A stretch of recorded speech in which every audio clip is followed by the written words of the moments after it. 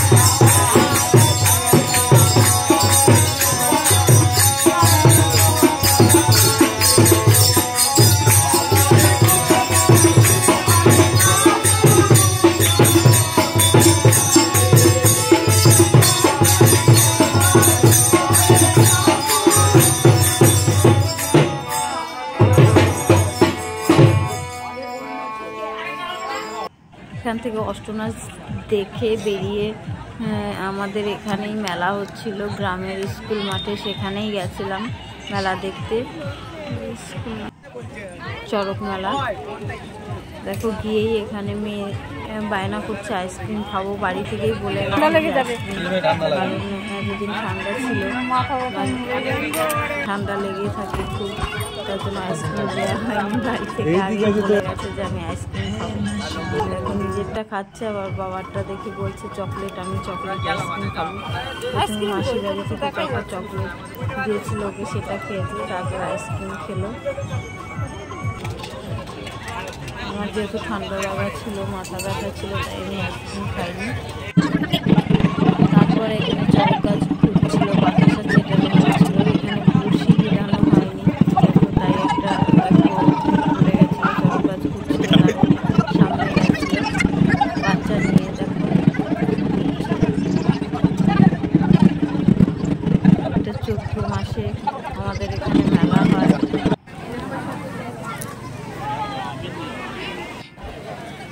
এই মেলা বৈশাখ মাসে এখানে এক এক জায়গায় এক এক দিন করে মেলা হচ্ছে, 3 তারিখ 4 তারিখ পর্যন্ত থাকবে।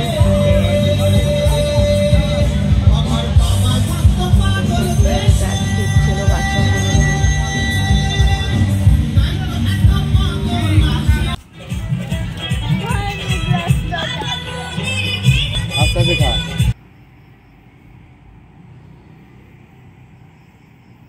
দেখো ছোট বাচ্চা কোলে নিয়ে ঘুরছিল, কাঁদছিল, তাই নামিয়ে দিল।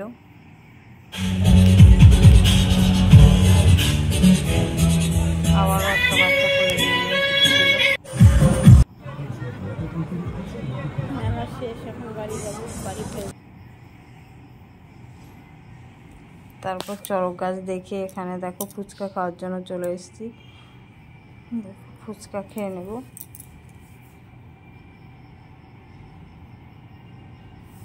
ফুচকা খেয়ে স্কুল মাঠের এক সাইডে দেখো সেখানে বসেছিলাম।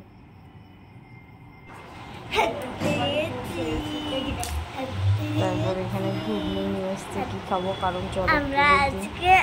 নিরামিষ, সেদিন মাছ মাংস কিছু ডিম টিম খাবো না, বলছিল এগ রোল নিয়ে আসি, মোমো নিয়ে আসি, আমি বললাম না ওইসব খাবো না। তারপর